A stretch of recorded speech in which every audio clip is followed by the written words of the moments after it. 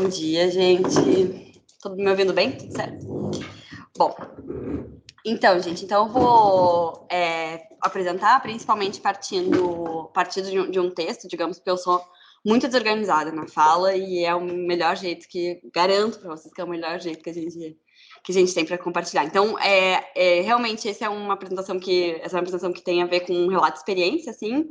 Faz pouco tempo, né, que o leitorado começou e acho que eu senti muita falta, né, quando eu comecei o leitorado, de ter algum registro dos leitores anteriores do Chile, né, do que eles estavam fazendo, etc. E aí eu achei que seria, de alguma forma, um momento aqui da gente também deixar esse registro para o futuro, né, para os futuros leitores, para eles saberem como que foi esse meu início lá, o que eu andava fazendo, e também pensar, né, na própria estrutura do país e nas questões do país para pensar também atuações futuras, assim. Então, esse é um pouco o objetivo dessa fala hoje. Então, eu queria começar falando um pouco sobre as relações entre Brasil e Chile, né, que são países situados na América do Sul, que envolvem uma série de questões em comum, né, migração, trocas econômicas, contatos culturais, turismo também, de muitas formas, mas que no que tange especificamente as relações de produção de conhecimento, digamos, no ensino universitário, né, especialmente se a gente pensa em investigação sobre o Brasil, ensino de língua portuguesa ou de literatura brasileira, ou trocas linguísticas no geral, o cenário ainda é bastante limitado, especialmente se a gente entende que é um país situado na América do Sul, né? E especialmente se a gente compara ao país vizinho e limítrofe, né, a Argentina, que, como vocês sabem, tem uma relação bastante intensa com o português, com a literatura brasileira, né? Tem um ex-professor da USACH, né, que ele vai dizer que, quem sabe, isso ocorra especialmente por questões geográficas, porque o Chile não é um país fronteiriço com o Brasil, ao contrário da Argentina, Uruguai e Paraguai, e onde também há políticas, né, para o ensino de português na educação básica, inclusive, ou professorados de português, né, licenciaturas de formação de professores de português. Em contraposição a isso, a gente pode dizer que, bom, há o Mercosul e portanto, as trocas também estão aí, e também, é claro, há também importantes trocas de cultura brasileira, especialmente se a gente pensa em novelas, música, né? O Chile também aproveita muito a cultura brasileira no geral. Mas no caso específico do ensino de português e de literatura brasileira, o Genival Ferreira vai dizer que isso acontece principalmente em institutos e cursos livres, né? E especialmente em universidades, claro, porque o Chile tem um sistema universitário bastante grande, assim. Acho que Santiago são mais de 60 universidades na capital, então é uma coisa bem impressionante em termos de ensino superior. E também em cursos livres, especialmente, claro, com o antigo Centro Cultural Brasil-Chile, Cultural Brasil-Chile, que agora é o Instituto Guimarães Rosa, mas também um outro instituto que realmente relacionado ao ensino de português para executivos e empresas, que é o Instituto Cultura Brasil. Outro ponto importante de difusão da língua é o Instituto Camões, que fica lotado na Universidade de Santiago do Chile e na Universidade do Chile, que é onde está o leitorado brasileiro, na Universidade do Chile. Então, Universidade de Santiago do Chile e Universidade do Chile. Bom, em relação ao ensino superior, especialmente, há apenas um curso de graduação que tem o português, né, como língua, que é na Universidade de Santiago do Chile, a USACH, de Linguística Aplicada à Tradução, né, onde se formam, então, tradutores de português e inglês, nesse caso específico. Bom, então, o leitorado brasileiro, especificamente, né, ele também tem uma história pregressa, digamos, a da Universidade do Chile. Atualmente, nós temos o primeiro leitorado na Universidade do Chile, mas, historicamente, ele estava situado na Pontifícia Católica do Chile, em Santiago, né, mas foi transferido para a Universidade do Chile também, pelo que se conta historicamente, com o intuito de levar o leitorado para uma universidade pública. Então, existia uma preocupação e uma avaliação, digamos, dos leitores passados, de que era importante fazer essa transferência do leitorado para uma universidade pública, dado uma série de questões específicas desse contexto. Então, nesse sentido, a minha experiência até aqui precisou, de alguma forma, né, reestabelecer, como eu dizia, esses caminhos do leitorado até então, né, mas também, principalmente, entender como esse leitorado funcionaria numa nova universidade, então, como uma primeira experiência, sem uma leitora imediatamente anterior, né, e, ao mesmo tempo, sem um espaço especificamente dedicado ao trabalho do leitorado. especialmente, como eu dizia, porque não tem um curso de tradução nessa universidade na qual eu poderia me incluir de maneira imediata. Assim. Em compensação, há um percurso também importante feito até aqui, né, com o qual o leitorado pode contar de várias formas. Me parece que, claro, o trabalho comprometido do Instituto Guimarães Rosa, né, que tem uma atuação desde 1960 no Chile, tem esse diálogo com vários institutos e centros culturais, também da América Latina, o espaço que ocupa, de forma bastante relevante, a embaixada junto à migração brasileira no país, e também a atuação de alguns acadêmicos específicos em outras universidades. Um desses casos, em especial, é o grupo de acadêmicos e pesquisadores chamados de Grupos de Estudos Brasileiros, grupo de estudos brasileiros que desenvolvem junto com o professor Horst Nietzsche, que é um alemão, na verdade, brasilianista no Chile, que eles fazem uma série de pesquisas e eventos a exemplo das Jornadas Brasileiras, que é um evento que existe há 17 anos, que agora, claro, o Leitorado também faz parte da organização, e que tem um papel de deslocamento de intelectuais brasileiros até o Chile há 17 anos, né? Então tem uma importância também fundamental no contexto da difusão da língua portuguesa em Santiago. Bom, então esse, digamos, foi um dos grupos focais de onde o leitorado foi pensado, né? E também por isso esse perfil do leitorado da Universidade do Chile mais relacionado com pesquisa de literatura e investigação nessa área. Né? E também há professores na Católica de Santiago, que era onde o leitorado estava lotado, desenvolvendo projetos de tradução, né? Projetos bem importantes, dentre eles o lançamento de uma coletânea de contos e crônicas do Lima Barreto, que foi lançado agora no último ano, tradução de Monteiro Lobato, Mário de Andrade, então vários autores que estão sendo lançados no contexto chileno exatamente nesse momento por esse grupo de tradução que está se estabelecendo lá. E que, portanto, também o leitorado, claro, tem interesse, né, em seguir dialogando, ajudando, enfim. E aí, claro, também no espaço da USACH, como eu vinha comentando, que é essa única universidade onde tem um curso de português especificamente voltado para tradução. Bom, então, nesse sentido, me parece, né, que apesar desse contexto um pouco difícil, chileno, inicialmente, o leitorado também ganha muito com esses processos que já estão estabelecidos no país, né, e com a possibilidade, claro, de estabelecer relações, valorizar os processos já existentes e também definir estratégias em conjunto que considerem esse contexto e que, ao mesmo tempo, auxiliem no desenvolvimento de atividades que estão historicamente pensadas e propostas a partir desse território em específico. Então, de várias formas, as atividades, né, que eu venho pensando, de alguma forma, tentam buscar esse diálogo, mas também um rastro, digamos, um rastro específico anterior, mas também buscar construir uma história própria, de alguma forma, né, que considere essa história pregressa, mas que também busque também ocupar outros espaços e reconhecer também que são os pontos cegos, me parece, da entrada do português, da literatura brasileira, no contexto chileno em especial. Então, como eu vinha comentando, a minha ideia era um pouco falar, né, para vocês de uma forma mais ampla sobre essa atuação, mas também apontar, digamos, mais percepções mesmo do que que foi a experiência até agora, e também pensando nesse espaço como um espaço de diálogo mesmo para também me ajudar a pensar, né, estratégias para esse contexto, em que, como eu dizia, o português e a literatura brasileira têm ainda dificuldades de entrada de alguma forma. E aí, para isso, eu vou tentar falar um pouco mais sobre o ensino de literatura e também esse processo de mediação, de aproximação da cultura brasileira. Bom, então, como eu vinha dizendo, atualmente, o leitorado brasileiro no Chile tem 3 frentes de atuações, principalmente a Universidade do Chile, onde o leitorado está lotado, né?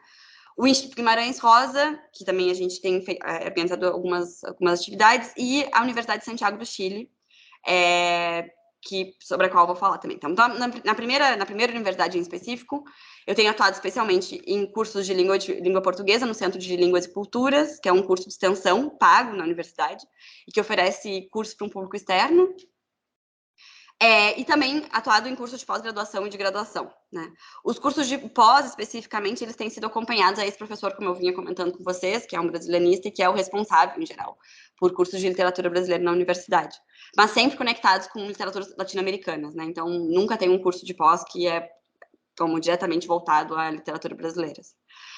Já os cursos de graduação, que são digamos, meu amorzinho, assim, são esses espaços onde eu tenho realmente muita liberdade, né, para decidir o que eu vou fazer. São cursos eletivos de cultura e, em geral, até então, eu tenho focado mais em produções contemporâneas e vou explicar um pouco por quê também.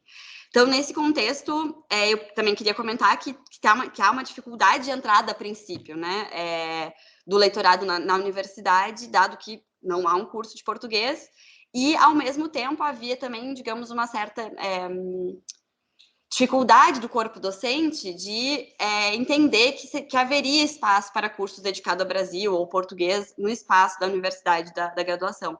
Porque eles entendiam que, como não tem um curso, não teriam interesse e que, portanto, né, a existência de cursos específicos, quem sabe, não funcionasse tanto, assim, né? E, bom, dado que se trata de, vocês devem saber, mas as universidades no Chile, algumas delas são públicas, a maior parte privada, mas nas públicas elas também são pagas. E, portanto, elas respondem a métricas específicas, né, que exigem um número mínimo de inscritos em cada disciplina, para que a disciplina saia. Essas métricas da quantidade de inscritos são avaliadas para a possibilidade de outros cursos no futuro. Então, são aspectos que a gente tem que considerar também, né, que, claro, para mim, vindo de uma educação pública no Brasil, né, são coisas que a gente, em geral, não pensa muito, né? Quantos são os alunos inscritos nessa disciplina, se ela pode continuar e quais... Enfim, são questões que, em geral, não me preocupavam muito, mas que lá são, de verdade, de muita preocupação. Então... E aí foi realmente uma boa surpresa que, contrariando as expectativas, a gente teve as vagas completamente preenchidas, né? O que mostra que, a princípio, há sim, nesses espaços, interesse dos alunos, mas que deve ser pensado de que forma que a gente vai chamar esse interesse. E é um pouco sobre isso também que eu queria comentar. Bom, já no Instituto Guimarães Rosa também, o leitorado também oferece, além, enfim, de atividades extras, clube de leitura, ciclo de palestras, etc., também oferece um curso específico de literatura mais ampla também, como se fosse uma extensão, digamos assim, que foi difundida para países da América Latina, porque era dado em espanhol, e que contou com a presença de pessoas de mais de 10 países e 200 inscritos, assim. O que também me mostra que também há uma abertura e um interesse, né, em cursos de literatura para um contexto mais amplo, assim. Bom, e na USACH, como eu vinha comentando, eu acabei entrando, né, como uma disciplina, digamos, extra, em que aí era uma universidade que já abriga um curso de graduação e que, claro, tudo fica mais fácil, né? E que tem se discutido, inclusive, a possibilidade de se levar um leitorado específico para lá, ou ter um leitorado compartilhado entre as duas universidades, né? Entendendo, então, esse espaço como um espaço bastante profícuo para o desenvolvimento de um leitorado, dado que, enfim, o espaço já está estabelecido, né, de alguma forma. Bom, então eu queria entrar no que me parece também questões contextuais do Chile, né, para pensar também as estratégias adotadas pelo leitorado na escolha da atuação. Quem sabe a mais importante aspecto desse contexto, me parece, seja... Bom, a questão mais importante dessa situação, na verdade, seja a capacidade de observar esse contexto amplo chileno, de processos de mudanças sociais bastante intensos, né, que estão acontecendo no país. Em 2019, vocês devem conhecer esse momento, que foi o chamado estallido social, né, que foi um processo de mobilização social muito, muito intenso, de protestos massivos, né, e que fez com que a sociedade chilena impulsionasse uma série de mudanças bastante rápidas, como a aprovação de uma nova Assembleia Constituinte, por exemplo, e o processo de reescritura da Constituição, que foi, inclusive, rejeitada no último final de semana e que deve se reiniciar novamente, né? Os movimentos estudantis também estão muito relacionados com esse processo, porque são muito atuantes, né? E porque há uma série de disputas que acontecem sobre modelos de educação, sobre projetos de universidade, sobre produção de conhecimento, né? E também sobre um questionamento profundo do que é o nacional, o que é a língua nacional, o que é a cultura nacional, a identidade nacional, etc. Então, bom, aí pensando no Paulo Freire em específico, né, eu acho que é muito fundamental que o professor, nesse sentido, entenda que o processo educativo ele não pode partir, né, sem uma atenção complexa e fundamental a questões, preocupações e conhecimentos trazidos pelos estudantes no espaço da prática educativa, né? Então, ensinar nesse sentido vai muito além do que é o que a gente vai dar a aula, né? Mas um respeito a esses saberes que estão sendo produzidos de forma bastante intensa nessa sociedade nesse momento, né? E também me parece fundamental também perceber essa posição desse país especificamente, nas relações históricas do Brasil, mas também, sobretudo, as particularidades que estão acontecendo nessa sociedade nesse momento. Então, para que não seja também super abstrato, né, porque eu estou falando exatamente do estallido social e do contexto chileno, eu também queria pensar com vocês como foram as decisões das disciplinas um pouco nesse sentido, né? Então, a minha proposta, eu tinha que pensar como oferecer uma disciplina, né? Ou algumas disciplinas num contexto em que a princípio não há interesse, e aí então tinha que também entender que espaço era esse da universidade. Então, a primeira percepção que eu tinha era de que havia poucas disciplinas dedicadas a produções contemporâneas, né? Isso era uma primeira coisa. E de que também não havia, né, então, até então, disciplina inteiramente, alguma disciplina inteiramente dedicada a materiais artísticos brasileiros. De que havia pouca atenção, por exemplo, a teóricos ou pensadores brasileiros contemporâneos, né, que circulavam no contexto chileno. De que, ao mesmo tempo, também existia um interesse por temas relacionados aos processos atuais do Chile. Os alunos queriam discutir isso, né? A gente, em contextos específicos, isso era uma das grandes preocupações e discussões deles, né? E de que, ao mesmo tempo, apesar de circular pouco no ambiente acadêmico, né, há também um conhecimento básico da cultura brasileira que pelo contexto latino-americano, também estava lá e que também era possível de aproveitar, né? Então, partindo disso, né, o primeiro curso, digamos, oferecido foi pensado dentro do marco do Bicentenário do Brasil, mas aí buscando estabelecer, então, uma base teórica que se centrasse em teóricos contemporâneos brasileiros, mas que discutissem questões como nação, identidade nacional, cultura brasileira, né? E que especialmente buscassem, então, construir relações com autores e questões históricas e culturais latino-americanas, né? Então, também foi o objetivo escolher objetos artísticos que não circulavam tanto nesse contexto, sobre os quais se produziu pouco, né? Mas que pudessem, como eu dizia, dialogar com os processos atuais chilenos. E isso foi fundamental, como eu disse, para estabelecer um primeiro curso do leitorado que teve que superou a quantidade de vagas e que também criou também uma abertura desses alunos no geral, né, para outros cursos que vinham a seguir, para outros eventos, que começaram a comparecer e se interessar pelo Brasil de maneira um pouco mais ampla. Assim. Agora, claro, aí entram as dificuldades desse curso, né? Especialmente, me parece, a falta de material traduzido. E é impressionante pensar nisso no contexto latino-americano, mas tem pouquíssima coisa traduzida. Nesse caso, a gente tinha alunos que não tinham português nem básico, né? Então, em geral, tem que realmente achar materiais traduzidos. E que também não estava muito disposta a tentar ler em português, assim. Então, sempre era uma dificuldade. Né?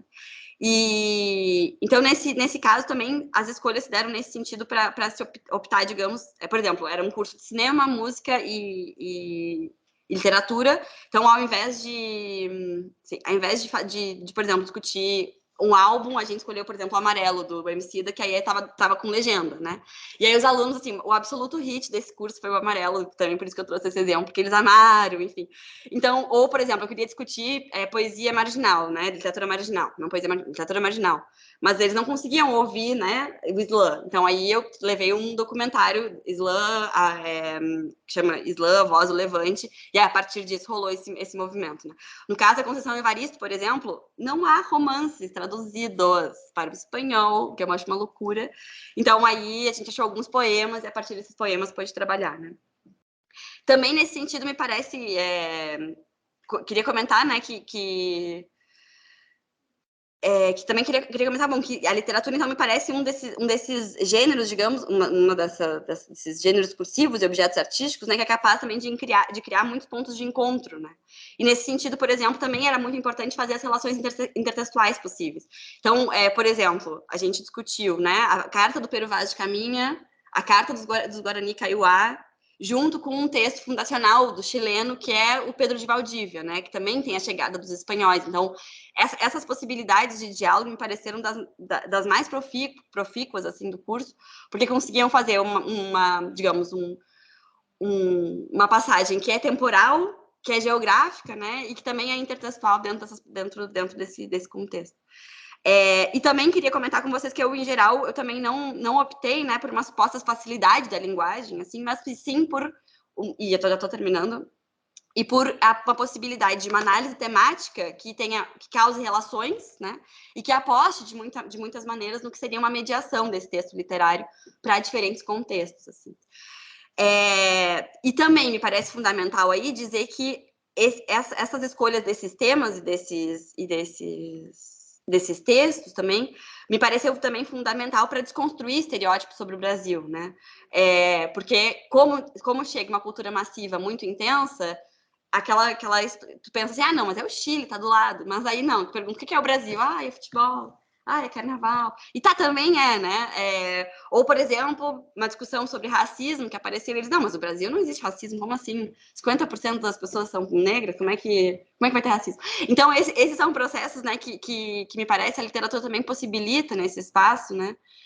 De uma forma bem interessante, porque acaba que abre espaço fundamentalmente para o que é o divergente, para o que é uma construção de uma ideia de nação que não passa pelo homogêneo, né, mas que passa pela diversidade, que passa pelo heterogêneo, que passa pela disputa também, e que me parece fundamentalmente ligado ao que era a experiência chilena nesse momento, que era realmente um questionamento sobre, afinal, o que era esse país, né, e o que sairia desse país a partir desses novos processos que eles estavam passando.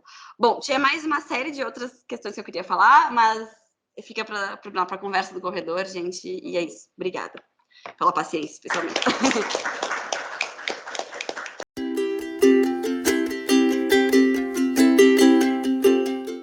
Então, bom dia, boa tarde ou boa noite, dependendo do fuso horário.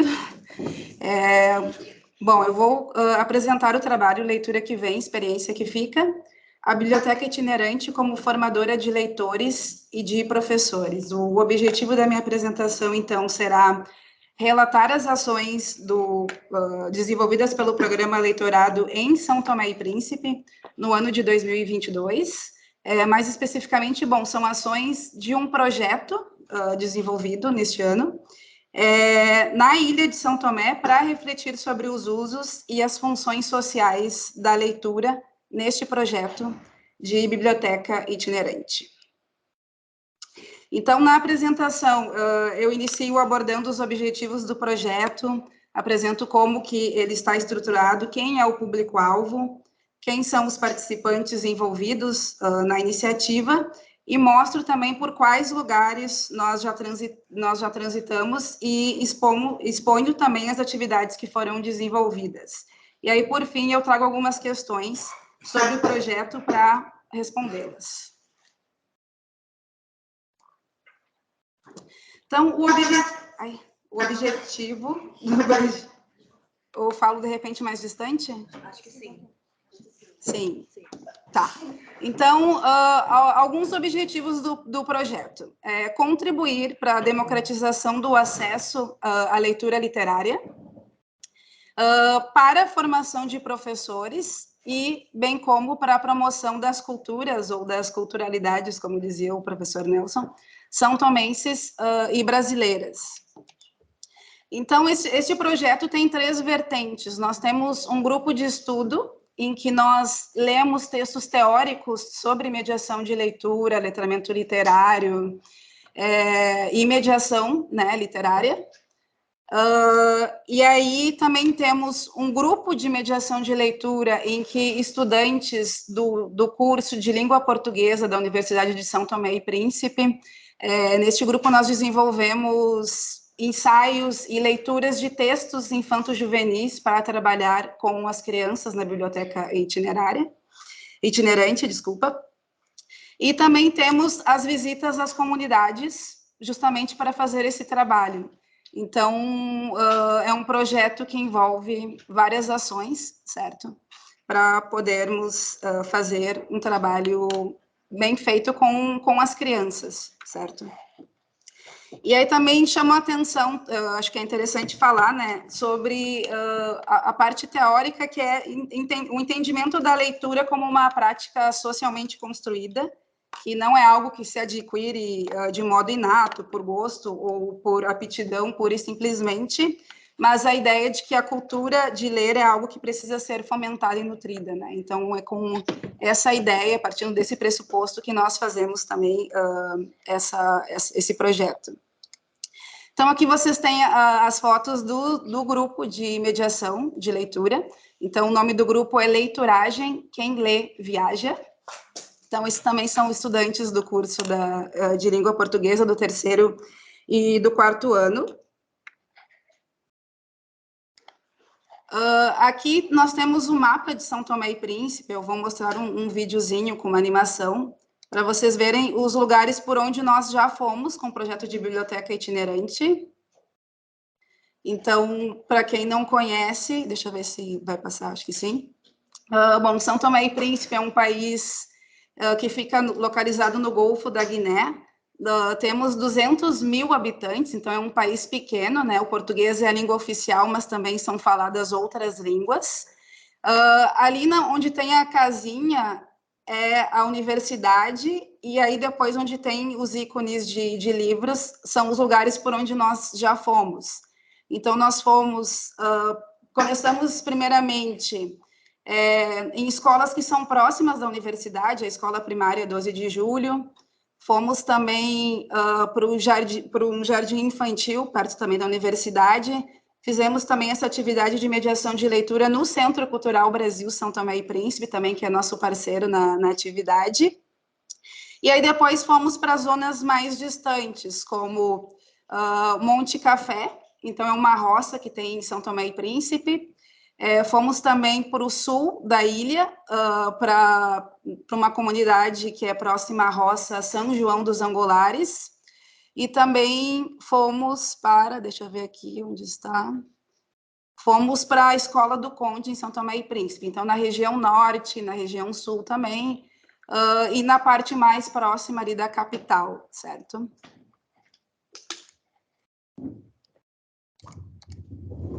Então, sobre as atividades desenvolvidas, né, nesse trabalho de mediação com esses estudantes de língua portuguesa, aqui vocês podem ver na imagem, é o Centro Cultural Brasil São Tomé e Príncipe. Então, nós desenvolvemos atividades com as crianças, né, que são crianças de aproximadamente de 4 a 10 anos de idade. E aí nós iniciamos com uma canção infantil são tomense, em que nós fazemos a apresentação, né, de quem somos, né, a partir dessa canção. E aí, o que acontece? Nós, quando começamos o projeto, nós começávamos, depois da canção, nós fazíamos uma atividade de leitura de histórias. Só que, então, com os textos teóricos que nós começamos a ler nesse grupo de estudos, né, tem uma teórica chamada Michelle Petit, que no livro chamado A Arte de Ler, ou como é que é o nome do livro? A Arte de Ler, ou Como Resistir à Adversidade, ela comenta de trabalhos de mediadores de leitura ao redor do mundo, né? E aí, neste trabalho, especificamente, ela fala que o mundo todo está em crise, e como que a leitura pode auxiliar, né, neste processo de como nós podemos nos reconstruir, né, de reconstrução de nós mesmos. E então, ela comenta nesses grupos de mediação como que os mediadores começaram a também não só a levar a leitura, mas pensar o que as pessoas traziam, né, a partir das atividades desenvolvidas. Então, antes de nós começarmos a contar as histórias, a gente começou a pedir para as crianças contarem as histórias que elas queriam trazer. E aí, então, nesse processo foi bem interessante, porque surgiram coisas inusitadas, né? Então, por exemplo, em algumas comunidades, as crianças, antes de contarem a história, elas começam dizendo história, história, e os outros respondem arroz doce. E aí elas iniciam, era uma vez, e aí contam a história. Então, isso é muito, muito interessante, né? Porque para mim foi uma surpresa ver as crianças fazendo esse movimento para contar, o que mostra também que elas têm já esse letramento, né? De contar, de como começar uma história, né? Então, foi bem interessante. Então, nós fazemos essa atividade antes de trazermos as histórias, né? De levarmos as histórias para as crianças. Depois, nós fazemos leitura de histórias. Começamos com o livro Chapeuzinho Amarelo, do Chico Buarque, que é um livro que fala justamente sobre a superação dos medos, né? E aí, então, o que é interessante, vocês podem ver ali que as crianças, nas imagens, né? Tinha um menininho que queria ver também, pegar o livro para ver o que estava acontecendo. E os próprios mediadores também fazem o papel dos personagens. Então, nós temos o lobo, nós temos o Chapeuzinho Amarelo, nós temos ali a narradora, né? Que vai contando a história e aí as crianças vão também em círculo vendo essa contação. Nessa primeira foto, nós estávamos na roça Monte Café, e nós também fomos com um grupo de capoeira neste dia, então foi a primeira vez que nós levamos também nessa experiência um grupo de capoeira de São Tomé e Príncipe para lá. E aí na segunda foto, não sei se vocês conseguem ver, os dois meninos estão abraçados com medo do lobo. Conseguem perceber ali? Então, a reação das crianças também para essa experiência, assim, né, de fantasia mesmo. Depois nós fazemos uma atividade de caça ao tesouro, e aí, então, essas atividades foram pensadas também no grupo de mediação de leitura, então nós pensamos o que nós podemos fazer, né, de interessante. Então, a caça ao tesouro, o tesouro são os livros. E aí as crianças têm que procurar os livros que estão espalhados, que nós escondemos, e aí depois nós formamos pequenos grupinhos para fazer essa leitura para as crianças, né, com os mediadores. E aí vocês têm ali na primeira imagem o livro O Mundo no Black Power de Taió, da Kyu-san de Oliveira. Depois A Cura da Terra, da Eliane Potiguara. Temos ali também A Bisa Fala Cada Coisa, da escritora Carmen de Oliveira. E também o Caderno de Rimas do João. Então, esses dois grupos ali são crianças maiores, né? Mas geralmente são crianças menores para quem nós fazemos atividade. Então, tem essa leitura mais de grupinhos, né? E aí também, para além desses livros de literatura brasileira, né, de literatura infanto-juvenil brasileira, nós também temos livros de escritores de outros países africanos. Então, assim, esse projeto também conta com doação de livros, né? Então, para esses livros africanos, eu vou chamar a atenção que o projeto editorial Falas Africanas e a Afrolink também cederam esses livros, então também tem essa diversidade, também tem livros são-tomenses também que foram doados, então não é só com a literatura brasileira que nós trabalhamos no projeto. E aí, depois que as crianças leem os livros, elas fazem desenhos do que elas entenderam sobre esses livros. Então, vocês têm ali os primeiros desenhos do livro A Cura da Terra, da Eliane Potiguara, o que elas entenderam. Então, também tem a avó contando a história para a neta, certo? E aí, então, vocês podem ver ali, tem a caminha, a criança contando. Ali na terceira imagem já é outra história, mas também é como é para a gente perceber como que as crianças estão entendendo essas leituras, né? Porque muitas delas ainda estão em processo de alfabetização. Então, o desenho é uma forma de elas também expressarem o que elas entenderam, o que elas acharam do desenho e poder fazer a produção delas, né? E aí, outras atividades desenvolvidas. Nós temos a poesia no ar, que nós colocamos poemas de escritores como a Alda Espírito Santo, que é uma escritora santomense, poemas também infanto-juvenis da Cecília Meirelles, de outros autores santomenses, nós colocamos num balão, e aí as crianças estouram e depois tem a oportunidade de algumas, né, pelo menos, declamarem o poema. Então, essa atividade já é feita com as crianças mais velhas, né. Temos também a declamação do poema O Pequeno Príncipe Preto, do escritor brasileiro Marcelo Serralva, em que um pequeno príncipe preto coroa depois uma princesa. Então, nós fazemos também esse momento de coroar algumas meninas. Então, é interessante também que, no início, os mediadores coroavam as meninas que estavam mais na frente, ou aquelas que ficavam, eu. E aí, nós conversamos, não, gente, nós temos que coroar justamente aquelas crianças que estão mais tímidas, que precisam mais desse estímulo, né? Então, depois nós mudamos também, né, para pensar também quem são essas crianças que vão ser coroadas, porque nós não temos como comprar coroa para todo mundo, mas algumas meninas são coroadas também nesse processo. E também nós temos alguns provérbios e adivinhas também que nós trabalhamos, e jogo de rimas, que é justamente pensando nessa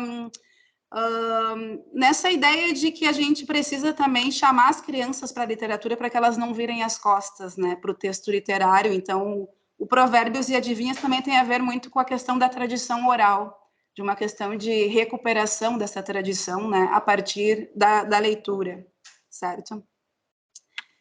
Vocês têm uma das menininhas ali com vergonha de ser coroada, então também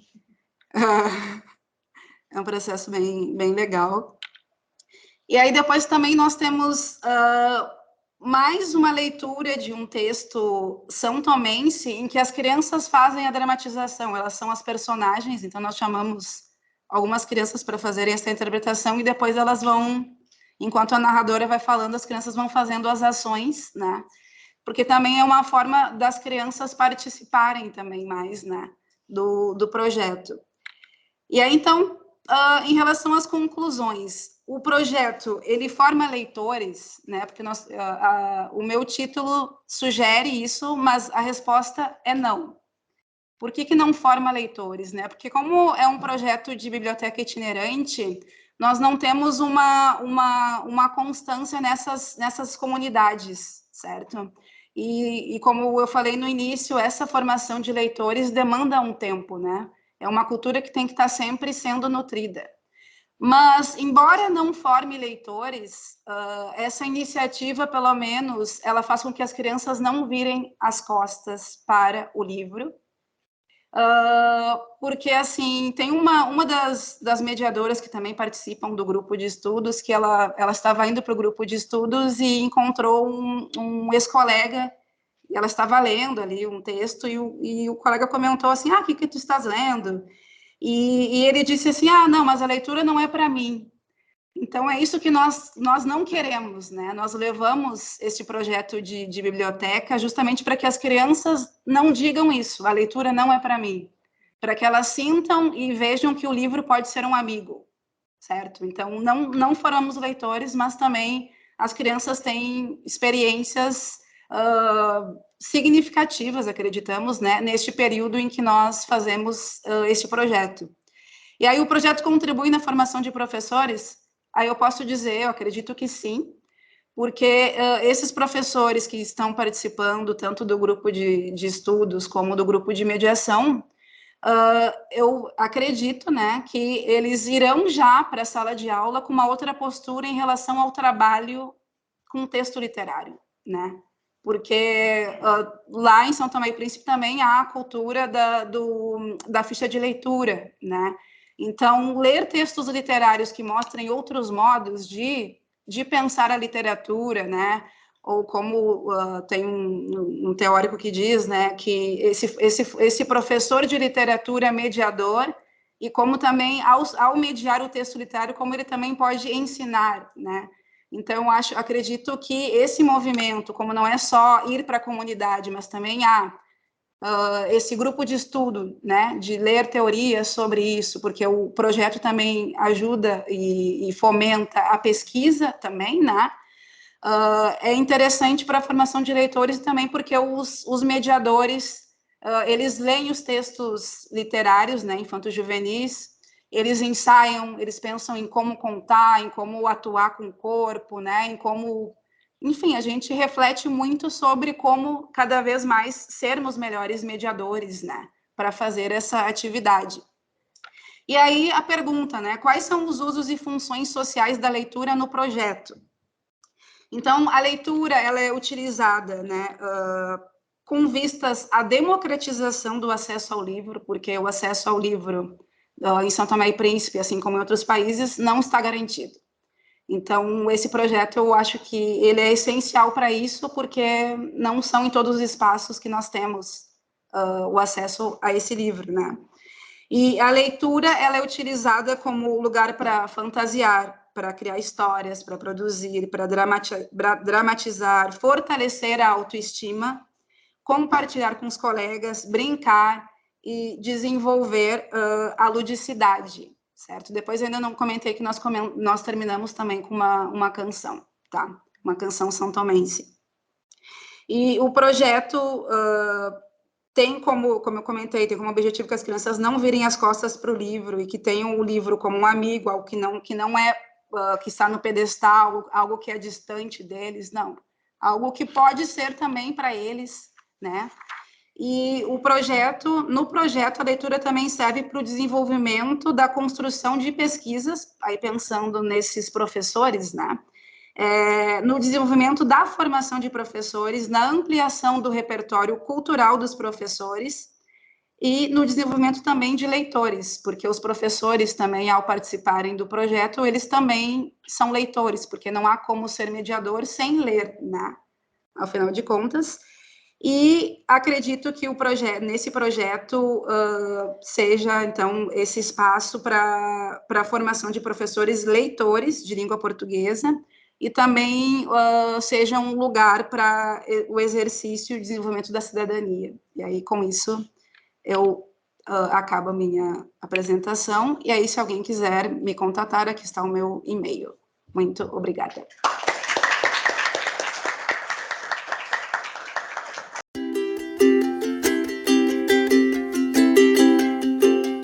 Bom dia a todos e a todas. Com muita alegria que estou aqui hoje junto com a Adriana para apresentar esse trabalho para vocês.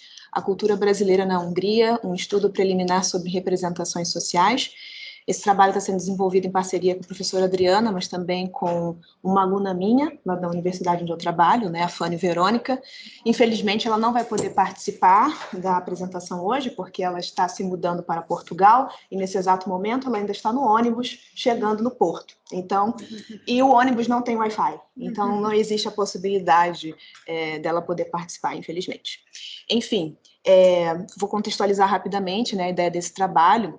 Surgiu justamente por conta do primeiro Conecta Leitores, né? Porque eu vi a apresentação da Adriana falando sobre essas representações sociais e eu achei bem interessante trazer esse tipo de trabalho para o contexto da Hungria.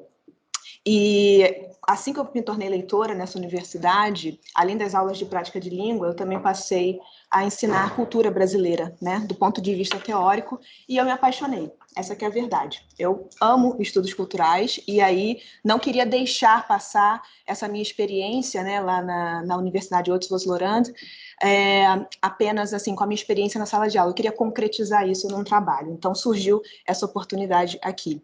Muito bem, então, para começar, o objetivo desse trabalho vai ser investigar quais são as representações sociais que os estudantes húngaros, né, que são estudantes de graduação em português nessa universidade, na Oxford-Lorand, qual é a representação social que eles têm sobre o Brasil e sobre os brasileiros. Então, a apresentação vai ser basicamente mostrar, né, o final digamos, da pesquisa em relação a esses objetivos, e digamos, o resultado que eu trouxe aqui hoje para vocês, ele é bastante preliminar, como diz o título, né? Porque eu fiz essa pesquisa com poucos estudantes, já vou falar um pouco mais sobre isso mais para frente. E agora a gente vai começar um pouco com a introdução sobre estudos culturais, e aí eu passo a palavra para a Adriana. Pode ficar aqui mesmo. Pode. Bom dia, boa tarde, boa noite. Estão me ouvindo? Sim? Sim. Bom, então quero agradecer a Luma e a Fanny, assim que pronuncia mesmo, pelo convite. Gostaria de conhecê-la, né? Mas, bom, infelizmente, espero que tenhamos outra oportunidade. Então, bom, nós estamos dialogando para construir esse trabalho juntas, né? Então, essa teoria veio da minha tese de doutorado, que eu defendi há 2 anos atrás. Eu fiz uma investigação sobre as representações dos estudantes por meio, eu investiguei essas investigações por meio do Teletandem. Então, era entre brasileiros e franceses, né? E agora nós vamos depois tentar fazer um contraste, né, entre essas representações dos estudantes franceses sobre o Brasil e dos estudantes húngaros. E aí nós partimos a partir de 2 teorias principais, que é de cultura, interculturalidade, essas discussões sobre multiculturalismo e de representação. Nós chamamos de representações interculturais. Bom, então, vou começar falando um pouquinho dessas definições, não quero entrar assim profundamente, mais para a gente ver os resultados, né? Então, pensamos ali faltou os plurais, né? As definições de culturas, né?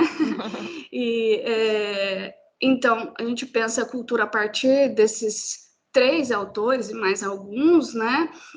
Então, primeiro, Santos, cultura é uma construção histórica, seja como concepção, seja como dimensão do processo social, ou seja, a cultura não é algo natural, não é uma decorrência de leis físicas ou biológicas, então, partimos como uma construção social, né? E como dessa outra autora também, que pontua a cultura como ação e não como objeto, ou como a Maier também disse, né, como verbo, não como substantivo, e pensamos nessa cultura não como algo estático, mas como algo, né, eu gosto dessa definição do Bauman também, que falou que as culturas tornam-se interdependentes, penetram-se, nenhuma é um mundo por direito próprio, cada uma delas tem seu status híbrido e heterogêneo, nenhuma é monolítica e todas são intrinsecamente diversificadas, né? Há uma mistura, então, entre culturas mesmo. Bom, também gostamos de pensar nas interculturalidades, né? Como foi apresentado também. Gosto de pensar também nessa ideia que está relacionada a estudar as diferenças e os momentos e negociação no diálogo. Então, é algo construído ali no diálogo. E todos os diálogos, né, são interculturais, carregados de interesse, identidade e contextos nacionais e políticos, econômicos, religiosos e históricos. E pode haver interações conflituosas. Bom, e aí a gente chama de representações sociais ou interculturais. Então, partimos da ideia do Moscovici, que define representações, e depois a Auger, que fez alguma categorização do que seriam as representações, né, para ficar mais didático para estudar. Então, partimos dessa referenciação, primeiro de representações sociais, e depois de uma categorização do que a Auger representa como o que seriam essas representações. Então, nessa categorização, nós temos as representações toponímicas, né, que é ligado à comida, festas típicas, por exemplo, carnaval, futebol, as etnonímicas, que é relacionado às pessoas, né? Por exemplo, o brasileiro é alegre, é festivo, é comunicativo. As representações metalinguísticas, que estão relacionadas à questão de língua. Por exemplo, o português é uma língua musical, o português é uma língua doce, o português é uma língua bonita. Então, essas 3 representações que nós vamos analisar, né? E muitas foram parecidas com a que eu encontrei também. Vamos lá. Muito bem. Então, aqui, apenas para contextualizar a universidade, né, eu trouxe aqui uma imagem para vocês. Essa é um dos maiores centros, né, de ensino de português na Hungria, é uma das maiores universidades também do país. Lá se encontra o departamento de português, né, especificamente, é onde eu trabalho, e nós temos aí um curso de graduação, né, em português. Os alunos podem se formar em bacharelado, licenciatura, e eles vão ter aulas com os leitores, né, de Portugal e também do Brasil a partir do 2º ano. porque nessa universidade os alunos não precisam já saber falar português para ingressar no curso. Então, a gente parte do básico. Primeiro ano eles têm aulas com muitos professores húngaros que falam português, e a partir do segundo ano entram os leitores, né? E eu sempre pego, então, esses alunos aí com níveis já B1, B2. E uma curiosidade interessante sobre essa universidade é que eles têm um número muito grande de línguas sendo oferecidas, né, para os alunos estudarem. É impressionante. E, recentemente, uma outra curiosidade, um dos cursos que tem atraído mais os húngaros é o curso de coreano, né? Então, é algo um pouco engraçado, mas, enfim, é um departamento que também faz bastante sucesso lá.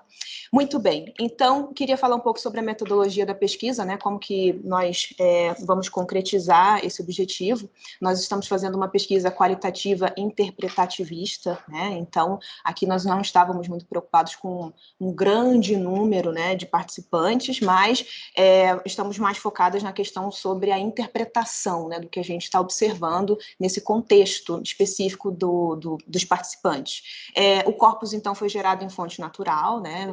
Os meus alunos, especificamente, foram que participaram, e mesmo assim não foram todos, foram apenas alunos que participaram de um curso de História da Cultura Brasileira que eu ministrei. Então, eu queria ali observar, né, assim, justamente o quanto que eles já sabiam sobre o Brasil antes do meu curso, né? E, claro, também tinha o objetivo de ver se houve alguma mudança ao final, mas aqui nessa apresentação hoje a gente não vai falar sobre mudanças, vai ser só sobre esse primeiro contato, tá? E aí nós temos, né, o que a gente analisa nesse estudo? O discurso dos participantes, né, o que eles estão falando sobre o Brasil. E essa pesquisa também se caracteriza por ser um estudo de caso, né, justamente porque é uma investigação que se pretende ser profunda, mas de um grupo pequeno de participantes, né, não muito grande. Bom, então o que nós fizemos? Nós elaboramos um questionário aberto, né, com perguntas sobre o Brasil e a cultura brasileira. Então, vou ler para vocês as 5 perguntas, né? A primeira seria: o que vem à sua mente quando você escuta a expressão cultura brasileira? O que você já conhece da cultura brasileira? Como você descreveria os brasileiros? O que você tem vontade de conhecer com mais profundidade sobre o Brasil? E, finalmente, quais são as semelhanças e diferenças que você percebe entre o que você conhece da cultura brasileira e também da sua própria cultura? Os participantes da pesquisa foram 4 alunas húngaras, né, que estavam participando desse curso. A Fanny, que é a nossa coautora, ela também fez parte desse curso, mas nós não pudemos analisar as respostas dela, né, por motivos, né, bem claros. E então, esse questionário foi aplicado online, através de um formulário do OneDrive, e foi aplicado antes do curso começar, né? Justamente para não ter nenhuma influência sobre aquilo que eu queria mostrar. Só fazer um parênteses agora, esse curso é o meu curso favorito, né, na universidade. Então, assim, falar sobre a formação do Brasil a partir da perspectiva, né, dos brasileiros é algo que eu gosto bastante, e ali eu tento apresentar para eles tanta coisa que a gente vai perceber, né, que eles não estavam conhecendo muito. Então, principalmente quando a gente fala sobre resistências negras durante o processo de escravidão, né, falando sobre o quilombo, revolta dos malês, geralmente eles nunca ouviram falar nada sobre isso. Então, eu fico muito animada, né, quando vou apresentar tudo isso para eles, além, claro, também de a gente ler textos teóricos, tanto clássicos, né, a gente lê Casagrande Senzala, Gilberto Freire, claro, pequenos trechos, né, claro, bem escolhidos, mas também lemos Lélia Gonzalez, por exemplo, né, para poder falar sobre a condição da mulher negra. Então, é um curso em que eu posso colocar bastante, assim, da minha formação, né, dos autores que eu gosto, então por isso que eu fico animada. Muito bem, vamos para a análise dos resultados. Então, em relação às categorias que nós usamos aqui, a Adriana, né, já mostrou, mas eu vou relembrar só para ficar bem claro. Então, nós temos as representações sociais, que são etnias, relacionadas às pessoas, características do povo, e as toponímicas, que são mais relacionadas à aparência física do país, características geográficas, etc. Vamos ver como que isso aparece nas respostas. Então, a primeira pergunta: o que vem à sua mente quando você escuta a expressão cultura brasileira? Então, a primeira participante vai dizer assim: primeira vez que as pessoas são amigáveis e felizes, e que os brasileiros podem festejar devidamente e aproveitar a vida. Segunda, música, dança, carnaval, futebol, Amazônia, religião, capoeira. Terceira, a música e a dança. E a quarta, samba, carnaval do Rio de Janeiro, capoeira, futebol. Então, por mais que a Hungria, né, seja um país assim distante, né, que nós brasileiros pelo menos não discutimos muito sobre eles escutam algumas coisas sobre o Brasil e é basicamente o que a gente também vê em muitos outros países, né? Então a gente vê aqui a presença de algumas tradições do Brasil, símbolos, tem também essa questão, né, de falar, se remeter à Amazônia, né, uma característica física do país, e também esses atributos mentais já apareceram, né? As pessoas são muito amigáveis e felizes. Bom, segunda questão, o que você já conhece da cultura brasileira? Então, vou começar aqui primeiro com a participante 2, né? Então, ela fala assim, eu conheço algumas cidades, algumas bandas de rock, olha, algumas comidas, carnaval, capoeira. A informante 3 falou a cozinha brasileira, e aqui a gente pode ver, né, que essas manifestações de capoeira e carnaval, elas se repetem muito, né? Então, a gente vê que isso realmente é bastante forte em relação à representação do Brasil no exterior. Representações toponímicas também relacionadas aqui a patrimônios culturais, né? O carnaval tá aí, a gastronomia. Participante número 4. Gêneros de música, bossa nova, samba, Clarice Lispector, Chico Buarque. Então, ela foi bem específica aqui, né? E aqui a gente pode notar que nós temos uma influência, inclusive, do próprio curso de graduação onde esses estudantes estão se formando, né? Porque nós temos cursos de literatura brasileira. E lá eles leem Clarice Lispector, né? Então, isso o estudante já pegou para si, o que é um bom sinal. Agora, a informante 1, ela diz assim, né? Eles não são tão pontuais na vida de negócio, né?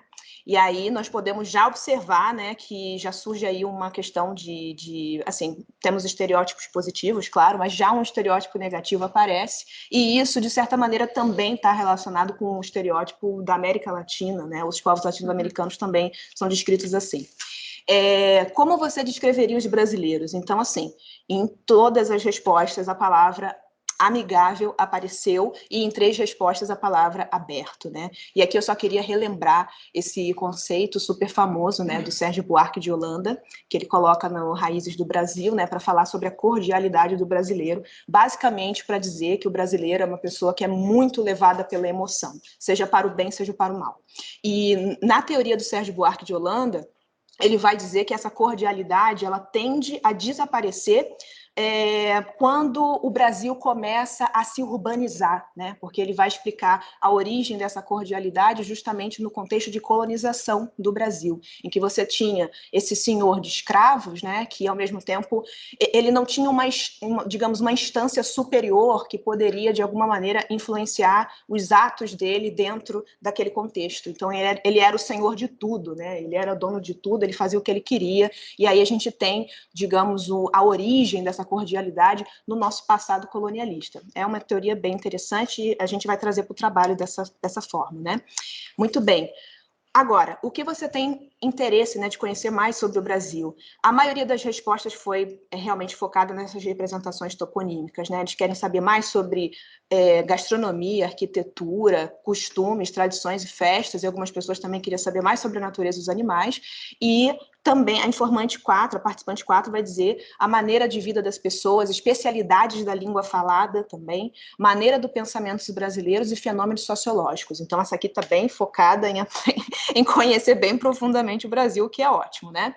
E, por último, nós temos aqui as semelhanças e diferenças entre a cultura brasileira e a cultura húngara. A maioria das respostas foram focadas na questão da mentalidade, a diferença entre esses dois povos. Então, a primeira participante vai dizer assim, o que, por outro lado, é uma grande diferença na opinião, que os húngaros são muito menos abertos e podem ver as coisas com muito mais pessimismo do que os brasileiros.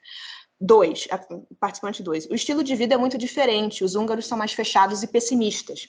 3, os húngaros são mais fechados e reservados, também mais negativos. Número 4, a cultura brasileira é mais aberta e mais viva. Então, nós podemos observar aqui que os próprios estudantes húngaros também trouxeram, de certa maneira, um estereótipo da sua própria cultura, né? Que é justamente dizer isso, né? Povos mais distantes, frios, fechados, pessimistas, né?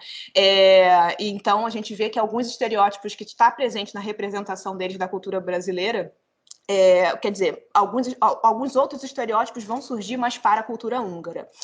Enfim, só para a gente finalizar, aqui eu trouxe, assim, só mais uma participante, né, o que ela falou. Ela disse assim, eu acho que as duas culturas são semelhantes no sentido de que tanto os brasileiros quanto os húngaros gostam de celebrar, fazemos um grande alarido sobre a maioria das coisas e sempre encontramos uma oportunidade para festejar.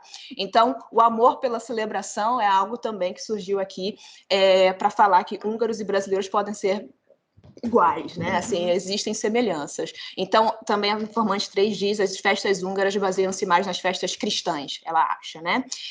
Muito bem. Então, só para a gente poder finalizar, tem aqui um slide sobre o samba, mas eu não vou ler, né, nesse momento, mas a minha aluna, a Fanny, né, ela escreveu uma tese de BA sobre digamos, como que o samba se transforma na identidade nacional do brasileiro. Então, ela queria falar sobre o samba, infelizmente ela não está aqui, mas, enfim, isso deve entrar no trabalho de alguma maneira. E, para concluir, a gente percebeu, então, que as representações toponímicas do Brasil são relacionadas à música, o que apareceu mais recorrente, né, o samba e a bossa nova, dança, culinária, carnaval, futebol e capoeira.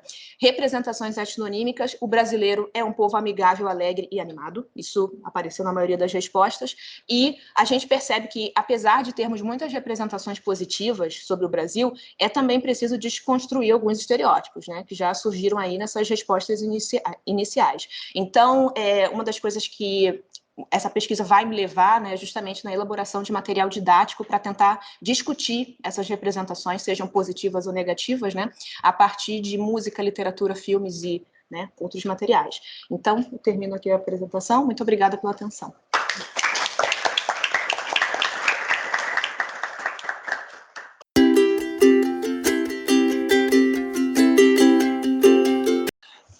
Bom dia a todas, bom dia a todos, né? Ou boa tarde, boa noite para quem está nos assistindo, né? Ou como os angolanos gostam de dizer, e eu adoro também, os melhores cumprimentos no horário em que estiver, né? Dentro do fuso, né? E é uma alegria estar aqui hoje para conversar, nos encontrarmos, né, finalmente, e falar sobre o leitorado, falar sobre as nossas experiências, né? Eu vou falar também, tal como foi feito aqui, e será durante todo o nosso encontro, sobre a minha experiência em Angola, né? Um relato, um testemunho das minhas ações, dos projetos, do trabalho, né? Mas antes disso, eu queria, né, parabenizar aqui as organizadoras deste evento, né? Ontem foi falado e hoje é preciso falar, e sempre que nem sempre é muito difícil, na verdade, né, fazer um evento. Então, parabéns, né, por toda a organização, a competência, realçar a ideia, né, de que são mulheres organizadoras. Ontem a Lília nos deu alguns dados, né, sobre o leitorado, né, e realçar o protagonismo das mulheres dentro do leitorado, né? Acho que é 70%, não é isso?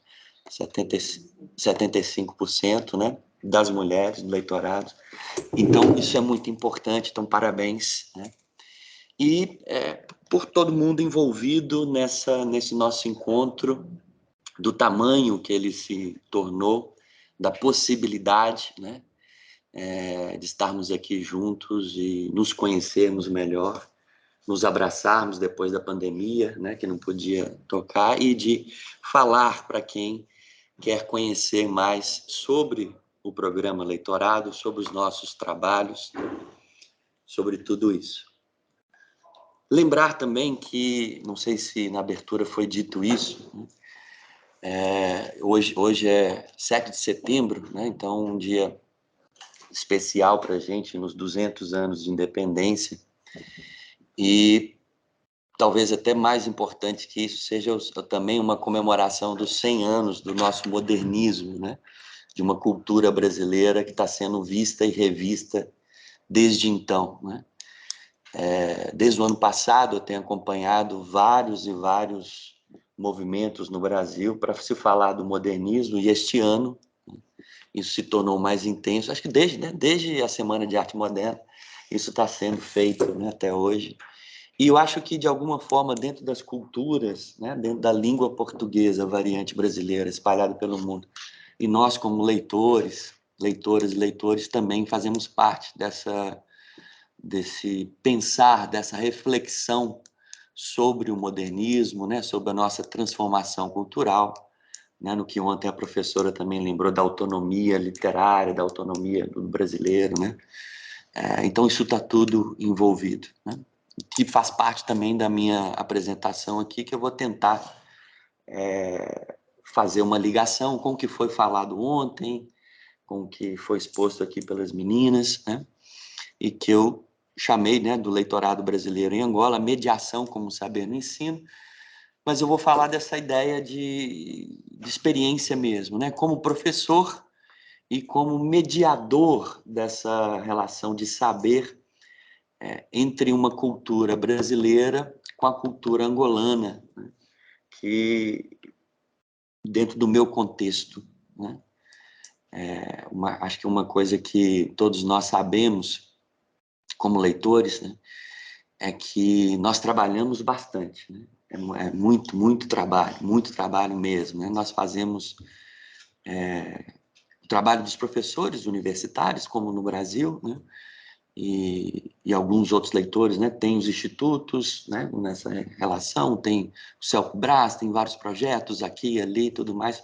Mas acho que uma coisa que é fundamental lembrarmos, e aí parabenizar também a todos nós, é que a capacidade, isso acaba sendo uma exigência mesmo, mas que todos nós temos a capacidade de, seja a nossa formação, né? E a gente está vendo aqui que a nossa formação ela é diversa, os nossos interesses, os nossos trabalhos são diversos, mas todo mundo tem de praticamente reinventar essa formação para, né, isso se contextualizar no local em que se encontra, né? Então, isso exige de nós uma energia, exige de nós um trabalho, né? Mais um trabalho, né? Então, assim, estamos de parabéns só para começar, né? Só dessa possibilidade, né? Bom, então isso é lá em Angola, em Luanda. Eu faço parte da Universidade Agostinho Neto, que é a universidade federal, né, do país, é a maior universidade, né? E exerço, tal como foi dito, assim, a função de professor universitário, né, na Universidade Agostinho Neto, e principalmente com a literatura brasileira. Eu sou professor de literatura brasileira dentro da graduação e da pós-graduação, né? Então, fui para lá com essa função mesmo, né? Dentro de um departamento de língua portuguesa que já existia, e que já existia dentro desse departamento a disciplina literatura brasileira. É interessante lembrar que os estudos sobre as literaturas de língua portuguesa africanas, né, no Brasil, datam aí de uns 30 anos, né, que vem se intensificando nas universidades. E na África também, né? Quer dizer, do lado de lá, os estudos também sobre a literatura brasileira também, mais ou menos, né, nesse mesmo contexto, e principalmente dessa relação de troca, né, de diálogo com o Brasil. Então, é interessante porque eu dou aula de literatura brasileira e sou um brasileiro. Isso para os alunos, principalmente da graduação, foi muito importante, né? A chegada de um leitor brasileiro para tratar de literatura brasileira, né? E aí lidar com isso, né? Com a principal disciplina de literatura brasileira, mas claro, eu dou também outras disciplinas, introdução aos estudos literários, teoria de literatura, literatura comparada, tudo isso faz parte, né? E a orientação também para trabalhos finais de cursos, TCCs e tudo mais, isso dentro da graduação. E na pós-graduação também, né, com o mestrado na Universidade Agostinho, né, nós temos o mestrado em língua portuguesa, mestrado em literaturas de língua portuguesa, né, em que aí eu tenho o contato com os textos, né, de pesquisas da literatura angolana, que já era meu interesse, a literatura angolana, as literaturas de língua portuguesa em África, antes de ir para Angola, mas aí acaba tendo um contato direto com essa pesquisa, né? E com os textos, e que aqueles orientandos também no mestrado, que querem buscar justamente essa relação Brasil-Angola, né? Isso é importante na medida em que eu até estava comentando isso agora a gente estava vindo para cá atrasado, né, Adriana? Desculpem nos atrasos, né? A gente um pouco se perdeu pela beleza de Barcelona. E a função do leitor, né, em certos países é tão importante, como, por exemplo, né, em Angola, em Luanda, que a presença do leitorado brasileiro na universidade, junto com a presença do leitorado português de Camões, está sendo imprescindível para a gente ajudar a criar o doutorado na Universidade Agostinho Neto. Né? Então, isso é importante de maneira institucional, né? A presença lá e essa troca, né? Também, né? Inclusive com o leitorado português e tudo mais, que a professora estava falando aqui ontem também dessa relação, né? Que é diferente, né, para a gente, o leitorado português. Por exemplo, lá em Luanda, eu já tive contato com 3 leitores portugueses, 3 leitores do Camões, né? Um de Cabinda, que é um outro lugar lá, e 2 em Luanda, que foram, voltaram, tem outro. Mas todos eles, né, se mostraram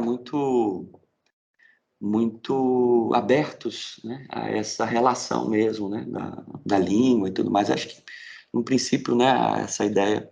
A gente teve... Desculpe, gente, eu falo muito, então às vezes você tem que me cortar mesmo, tá? Mas eu me lembro da nossa formação, a gente é do edital de 2019, né? E que tinha ex-leitores, né? E que um deles falou dessa relação dos nossos leitorados com o leitorado português, e que tinha um pouco essa diversidade, essa briga e tal, que ele resolveu isso da melhor maneira possível, porque ele foi leitor e ele acabou casando com a leitora portuguesa, né? A gente não precisa chegar tanto, né? Mas assim, eu acho que é sempre a ideia da aproximação pelo afeto, né? Pela amizade, acho que e todos eles se mostraram, né? Muito abertos aí nesse sentido. Bom, voltando aqui, quer dizer, esse trabalho na universidade, né, ele acaba gerando, então, textos, né? Produções, né? Tanto para mim quanto para os alunos, né? Dentro desse contexto, e a importância institucional.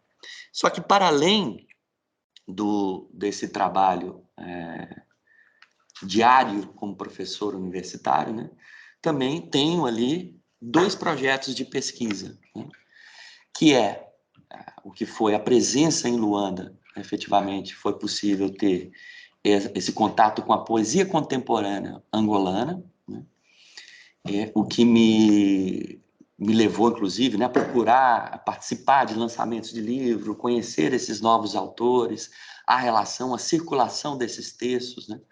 Eu acabei, inclusive, fazendo uma apresentação de um livro, lá eles fazem muito isso, acho que em Portugal também, no Brasil um pouco menos, né? Quando vai se lançar um livro, o escritor convida uma outra pessoa para falar, apresentar aquele livro, né? Então, fiz de alguns desses poetas novos em Angola, né, o que me dá a possibilidade de conhecê-los e, então, compreender um pouco mais sobre essa cena contemporânea de Angola, né? O que também já é uma dificuldade, né? Porque estava conversando, inclusive, outro dia com a professora Rita Chaves, que foi pioneira nesses estudos das literaturas africanas, né? E ela mesma reconhecendo essa dificuldade que nós temos de lidar com uma África contemporânea. Estávamos falando justamente isso no caminho para cá. Então, o contato com esses jovens escritores, essa nova geração, me permite isso também compreender, né? E, principalmente, essa que também gerou um projeto, as relações literárias entre Angola e Brasil, né? Em que aí, né, há um estudo mesmo histórico em que eu estou recolhendo esses textos, principalmente a partir do século XX, que se deu essa maior aproximação, né, em que comecei aqui falando do modernismo, os autores angolanos realmente pegavam ali, leram os modernistas de uma segunda geração, da década de 30, dos dobramentos da década de 20, como uma ideia, encontraram ali algo de uma liberdade em que eles buscavam e que se tornou uma palavra muito forte em busca dessa liberdade mesmo, que gerou, inclusive, o sentimento de nacionalismo para os angolanos e que acabou na independência, claro, passando pela guerra e tudo mais. Então, esse projeto acaba também extrapolando a universidade, né? Inclusive, eu recebo convites, né, para falar sobre essa relação, já na União dos Escritores Angolanos, que é uma instituição muito presente em Luanda, na Academia Angolana de Letras, né? Então, e várias outras instituições. Eu já fui convidado para poder falar dessa relação Brasil-Angola, dentro desse recorte histórico, século XX e século XXI. Né? Também fui, né, como uma extensão, um desdobramento desse trabalho em Luanda, como professor, né, como mediador cultural, fui convidado para fazer a apresentação do mais recente livro do Manuel Rui. Manuel Rui, que é um escritor aí de trajetória, né, já em Angola, de grandes livros, assim. Um livro dele muito estudado no Brasil, muito lido, é Quem Me Dera Ser Onda, né, em que ele começa a história de resumir, se sintetizar, né, a briga dentro de um prédio porque um morador quer levar um porco no elevador do prédio, né, um porquinho de estimação, tem um porco ali, e isso gera toda uma confusão. Bom, ele também é autor de uma canção, né, que em Angola todo mundo, né, conhece, né, um pouco, sei lá, né, como lá no Brasil, não sei se a gente sai na rua assim e fala minha terra tem palmeiras, aí alguém vai responder do outro lado, né, o de canto sabiá, ele, né, é autor de uma canção dessa forma e tudo mais. 5 minutos, ok, vixe Maria. Ele também é autor do hino nacional, né, do país, né, então assim, já fiquei surpreso logo disso, né, quantos autores de hino nacional eu conheço, nenhum, até conhecer ele, né, assim. E aí foi uma alegria enorme fazer essa apresentação desse livro. O livro não está editado ainda no Brasil, ele está ainda em processo para essa publicação no Brasil, mas em Angola, né? O que gerou um texto, um artigo que vai ser publicado, né? E foi em jornais e tudo mais, né? Dentro dessa perspectiva. Bom, aí é só um trechinho do livro dele, que é muito bonito, em que traz essa ideia de uma tradição. Ele lida muito com o feminino na África, né? Com a mulher.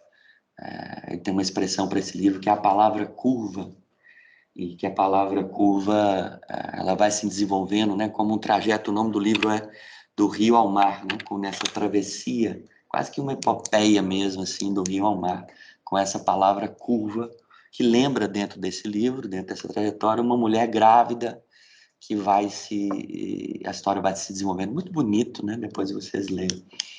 Que é uma coisa que me chamou a atenção nesse texto que acabou gerando, eu falo sobre isso, em Angola, né, que muda uma certa posicionamento, né, realmente diante da vida e tudo mais. Quando eu cheguei em Angola, né, eu vi as mulheres, as zungueiras, e conversei com as mulheres, e uma mulher grávida em Angola, no Brasil se diz assim, né, que uma mulher está grávida, que ela vai dar à luz, que ela vai parir, que ela vai ter neném, que ela vai ganhar neném, uma coisa. Em Angola se diz, ela vai nascer. Né? Eu achei isso belíssimo, né? Porque ela vai nascer, quer dizer que ela vai fazer nascer uma criança, mas ela vai ter a oportunidade dela mesma nascer novamente, né? Um renascimento, né? Um duplo nascimento. E eu fiquei assim, bastante impactado com essa possibilidade da língua, né? Da transformação da língua por meio disso, né? E ele fala um pouco disso também. Bom, para além da ideia da docência, aí tem vários outros projetos dentro do Instituto, né? E aí, 2 deles, né, principais, além de também fazer parte, né, do clube de leitura, lendo os clássicos brasileiros, né? Machado de Assis, Guimarães Rosa, essa coisa toda. Jorge Amado, que é muito presente em Angola, né, como leitura dos angolanos. Também, né, nas atividades culturais ali, sempre presente e tudo mais. E eu tenho 2 projetos específicos, né, que eu levei para Luanda, para o Instituto Guimarães Rosa, e que eu gostaria de falar aqui dentro dessa ideia de interculturalidade, de culturalidade, né, e de mediação, justamente, que é como eu trouxe a mediação como saber também, como desdobramento do leitorado, né, como possibilidade, né, dessas relações culturais. É um projeto Puxo a Palavra, né, que é o encontro, um convite, né, que eu sempre faço a escritores, escritoras e escritores angolanos, escritores e escritores brasileiros. Né? É um encontro virtual, mais ou menos mensal, né, em que eu faço esse convite. A ideia primeira, né, foi dar a conhecer esses autores, que os leitores brasileiros possam conhecer mais os autores angolanos, que os leitores angolanos possam conhecer mais os autores brasileiros, né? Então, por isso, esses convites, eles partiram, assim, da ideia de autores que já se conheciam ou que não se conheciam, né? Então, temos aí, por exemplo, né, o primeiro desses encontros foi feito ainda no Brasil, pelo Museu de Língua Portuguesa, mas já com a atuação do leitorado, né? Em 2020, que foi pelo Museu de Língua Portuguesa, em São Paulo, que eu fiz a mediação com a Conceição Evaristo e com a Gualusa, né? Aí depois veio, aí eu já havia chegado em Luanda, o Ondijaque, o Marcelino Freire, que também já se conheciam, né, da cena literária, de viagens, de essa coisa dos escritores, né, contemporâneos que têm de fazer cursos, têm de participar de feiras, né, e festas literárias e tudo mais. Mas, né, a maioria deles também não se conheciam, então esse momento foi para estreitar relações entre eles também, né? Se conhecerem, um encontro muito bonito, todos eles foram bonitos, né? Muito interessantes, assim, mas um encontro muito bacana foi da Jaimília e da Maria Esther Maciel, né? Que uma escrevia, eu já havia escrito uma pela outra e tudo mais, mas nunca tinha se visto assim, né? Então encontraram virtualmente, falaram das trajetórias, né? Dos pontos de encontro, das relações, né? O Ricardo Aleixo, o Abreu Pache, já participou também de cursos de outros, né? E falaram aí, né, dentro desse princípio das suas trajetórias, dos seus textos, da sua literatura, né? Da sua literatura. Então, Pepe Tela, o Itamar Vieira Júnior, a Noemi Jaffe, todos eles e muitos outros que eu não coloquei aqui, em que fazem parte, né, dessa ideia, que é da mediação, né? Quer dizer, de aproximar, de intensificar a cultura brasileira da cultura angolana, né? E uma das perguntas que eu sempre faço dentro desse roteiro da entrevista é justamente essa, né? O quanto que um sabe do outro, né? E infelizmente, né? E a gente quer com isso desdobrar isso e melhorar isso, né? Os angolanos sabem muito mais do Brasil do que o Brasil sabe mais dos angolanos, né? Mas isso, inclusive, serve esse projeto para isso, né? E para finalizar, que eu já passei do tempo aqui, né? Também o projeto Palavra de Poeta, que é um projeto que eu já tinha antes de entrar para o leitorado, que era muito que era caseiro, né? Assim, comecei lá há anos, né? Há bons anos, assim, acho que uns 5 anos e tudo mais. Que é do gesto de ler poesia, né? Do gesto de ler poesia em voz alta, né? A manutenção do gesto de ler poesia, e com um livro na mão, né? Em que eu comecei fazendo leituras, né? Em casa mesmo. Aí depois eu vi a necessidade de me profissionalizar, né, assim, melhorar ali a qualidade do vídeo, da filmagem, que eu não tinha.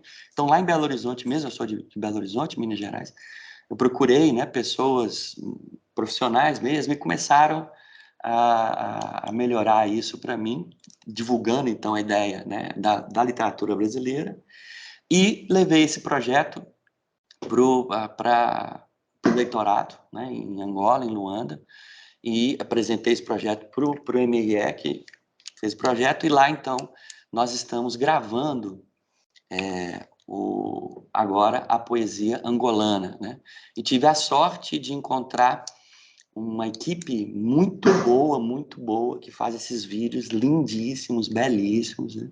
A galera acha que sou eu que faço, não sou eu que faço, só leio, né? Assim, não tem essa coisa toda. E que é uma maneira também de divulgação da poesia, né? Angolana, brasileira, portuguesa, e vou fazer de Cabo Verde, de São Tomé, né? De Moçambique. A ideia é essa, de expandir, né? Bom, então eu fico por aqui, os projetos são esses, a minha atuação um pouco disso para nós leitores mesmo, para que a gente possa, acho, né, compreender um pouco o que o outro faz, né, e aí na identificação também fazer projetos, ou também na diferença, né, não tem nada a ver o que eu faço mas isso pode surgir também convites para trabalhar juntos, o que a gente já faz também, acho que de uma forma direta, nós também fazemos, né? Se um leitor, uma leitora procura o outro para trabalhos, e aí que cito o grupo dos PALOP, que a gente também tem feito várias ações conjuntas, né? Desde que eu entrei, lembro aqui da comemoração do ano passado, do Dia da Língua Portuguesa, que a gente fez o documentário, né? Como é que é? O que você... Que português você fala, que gerou um documentário, foi muito bacana. E também nós fizemos três edições do Sabráfica, né? Que é um sarau reunindo estudantes, né? Lendo textos de cada local. Desculpe-me a fala longa, muito obrigado.